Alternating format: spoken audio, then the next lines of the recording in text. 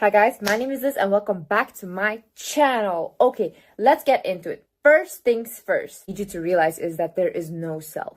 So what you are right now is just made up beliefs by your parents, by the people around you, by your friends, society, whatever, right? I think a lot of times if, for example, beauty standards, if they weren't there, a lot of people wouldn't look how they look right now because there's nothing to look up to or to follow. A lot of people wouldn't do certain jobs because it's not like, oh, that's accepted in society and that other job is shamed in society. Or like made up in a societal structure that we follow unconsciously and consciously. But what I love about that is that when there is no self, we can also change it and we can become who we feel is most authentic and makes us the most happy. And how we do that is by, first of all, changing the way you talk to yourself. See, your whole life, your parents have told you things about yourself. Your friends have told you things about yourself. And in childhood, you adapted those traits as who you are. So for example, when I was very young, I was told that I wasn't smart, okay? By one of my abusive parents, like, you're not smart, whatever, shut up, blah, blah, a woman should never talk. And then I started to, now even in adulthood, I doubt my intelligence because of what I was told in childhood. But now I reaffirm to myself, no, you are smart, you know so much, you have so much knowledge. And I reaffirm that to myself to change those beliefs because I want to control what I believe and I want to shape who I am to myself. The same way, when you were younger and someone told you you're not beautiful, you're not good looking, later in life, you will always remember that unconsciously and you'll be like insecure about your looks or think like, oh, this is not good enough and all these things. You can tell yourself right now that you are. You can look at yourself right now and be like, you are the most gorgeous, hottest thing on earth. Like, wow, when I look at you, I am mesmerized. You can tell yourself these things. And even when you say like, oh no, I don't believe it, I don't want to say it, why don't you believe it? Beauty is a made up societal structure, right? For a lot of people that are even considered beautiful, let's say to you, are not beautiful to other people. You know how many times I heard that I'm not good looking and all these things, and I see why they think that, because it's their perception and I'm probably not their type and I don't care to be their type. But does that mean that when I look in the mirror, I have to say that to myself, or I have to say their affirmation of their perception of me to myself? No. I can create my own perception, my own world, my own character of who I am. Another thing you should ask yourself is, are you acting or are you reacting to life? So I actually had this conversation with my therapist and she was like, Liz, you are very sensitive. So whenever someone comes up to you and asks you, like, let's say, let's go for a coffee, let's go on a date, whatever. She's like, because you're so sensitive, you might think in your head like, oh, you know what? Yeah, let's go. Let's see where it takes me. And maybe this is the person. But she's like, you should start acting and you should like connect to your heart and think to yourself, is this what I want? In that moment, you should really ask yourself, am I saying yes to this thing or to this invitation because I really want to go? Or am I scared to disappoint people? Do I feel bad for them? And that's why I'm saying yes. When you know that when you're saying yes, it's authentic to what you want to do, you'll become more confident. When you know that when you're saying no, it's authentic to what you want to do, you'll become confident because you are living in accordance to your own voice. Another thing is, think about what are your non-negotiables. So let's say, for example, for me in a relationship, if my partner is not loyal, that's it. My partner knows and I know I will not stay there and I will not take this relationship seriously anymore. That's my non-negotiable. I do not budge on that. I stand on it. I do not care. Why? Let's say there's a couple, right? And they both decide, okay, we're going to be loyal. We're going to be in a trusting relationship. When one of that person breaks that trust, it's traumatizing for that other person because now they're going to take that on to their next relationship and start to distrust other people. Because it's like a sudden shock. And I don't think people realize how cheating is a big trauma for a person. For example, in work, you can think about, okay, if the boss is making rude comments, whatever, is that your non-negotiable? Are you thinking, no, I will not accept that. We cannot compromise on this. I will leave.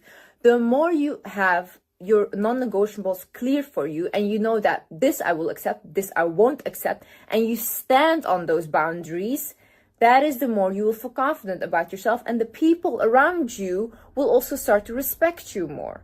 A person that says, if you cheat on me and I discover that and they leave, that is a person is forever will be respected, okay? Even by the other person. Because no matter what they do, they can cry, they can beg, they can do anything for them. But this person has so much self-worth, has so much boundary. You know, there's one thing about women that I've noticed. Doesn't matter how long she stayed with you, doesn't matter how many years she put up with things. Once a woman in her head makes that switch of this is not what I want anymore. She can even have stayed there for 25 years in this relationship, okay? Once she knows in her head, this is not what I want anymore, I will not accept any further than this, you can go take a hike. This woman will not come back to you. Once a woman knows in her head you're not that person anymore, she will not even be able to look at you the same.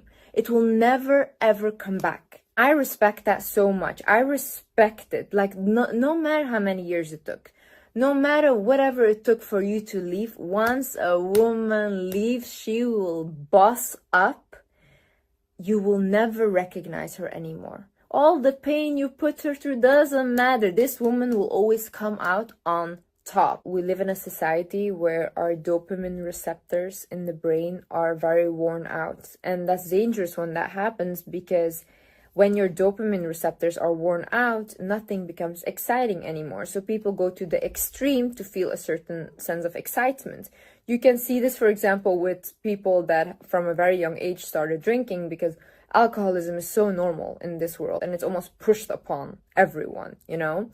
And I feel like because they normalize this later on, because they've been drinking for so long, they start to use like heavier substances. And then later on, these substances also don't do anything anymore. So now you have a lot of people that are addicted since they were teenager. And somehow we're all normalizing this. Their dopamine receptors are completely worn out and they're depressed and don't feel any excitement anymore for anything in the world. Also, look at what is triggering you and where is that coming from.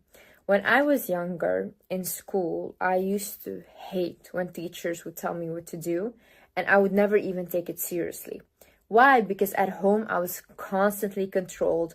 I wasn't allowed to have a voice. So the only thing I've ever wanted was freedom to speak my mind and to say what I want and just to be free, okay? So when at school I was also controlled, that would trigger me. But that was triggering the wound that I had back home. And I needed to realize these things so I could stop acting in a way and hurting other people that had nothing to do with it. I had to go back to the base of where is this coming from so I could work on that and that I could live in a way where I can respect others. And honestly, therapy has helped me a lot with that, because when I talked to my therapist, it was always about, okay, Liz, where are you going wrong? What are you doing that these situations keep happening again, so that we can fix it and actually change your life? Instead of, because people often think that therapists sit there and will just listen to you and act like you're good and that's it. No, they will make you take accountability and change your life. I think what is also so important about understanding your triggers is that it makes you understand that you're not crazy. It makes you understand that you're not a bad person, but you're just acting out of past wounds. And I think that's beautiful. I think that's putting sanity inside of your mind and being like, you know what? I'm not an aggressive person. I'm just hurt. And I've been hurt so many times that the only way my body's reacting right now is out of aggression. Because the moments that I was hurt, I couldn't speak up for myself, or I didn't say it. So this is all pent up anger and resentment that's coming out as an aggressive person. But that doesn't have to be me. That doesn't have to define me. And you can change that when you understand where it's coming from. It's good to acknowledge your feelings. I think the way people can heal is when they are in touch with their feelings and emotions and when they don't demonize it. The reason why you're sad is because you're hurt. It's not because you're weak. It's not because, oh, you're not strong enough to handle it. No, something hurt you. And it's okay to cry it out, because that's how you release whatever has hurt you. But if you hold it in, people get physically ill from this. People even die from illnesses by holding on to this pent up anger, resentment, and stress. Release it. If it's crying for months, release it. That's the way you release, okay? Whatever you have to do, in whatever way, release it. If it's talking about it constantly over and over again until you're done talking about it, then do that. Do that. I've told the same stories maybe 100 times, but now I'm done telling those stories because it's out of my system. The other thing is, look at the patterns in your life that are repeating itself over and over again, because that is teaching you where your healing lies, okay? I've had multiple patterns repeat. I've had my father in my life that was abusive, and then I attracted my ex-partner that was exactly a replica of my father. In the beginning it was great, and then it turned out to be he's just like my dad, okay? Now, why was this pattern coming up? Because I still had not come to terms with what happened with my father. So it came back to me in a relationship form, so I can see it in front of myself. And I almost felt like I was recreating my mother's and father's relationship with my ex-partner. And when I understood that, and I was like, wow, but this is not what I want. Because if I have a child, she will just be a little Liz again with the same traumas. I don't want that for my child. So that's when I said, you know what? No, I don't want to continue this. I want to stop the cycle of the same patterns happening again. Even in friendships, even in relationships, look at these people and ask yourself, are they repeating themselves over and over again? Am I experiencing the same thing over and over again? Then start thinking, okay, what is my lesson here? Why am I attracting the constant same person over and over again? And you should, instead of blaming, take responsibility for your life, okay? In my life, it's very easy to say, you know what, my life is shit because I had an abusive father. No, I took responsibility for my life. I could have blamed him all day, but it doesn't matter now, does it? Because it's in the past. What I did with my life afterwards was all up to me. And because I took the responsibility and I was like, Liz, you know what? You're going to work on yourself. You're going to become the best version of yourself. You're going to become one of the strongest adults you've ever seen. That's going to protect your inner child. When I did that, that's when I became successful.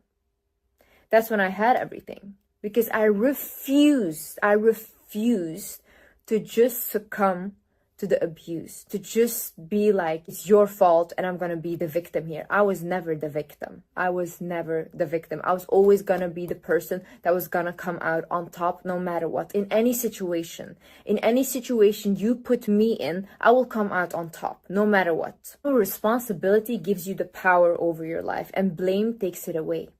Blame gives that abuser or that person that was bad to you or whatever they did to you, that gives them power.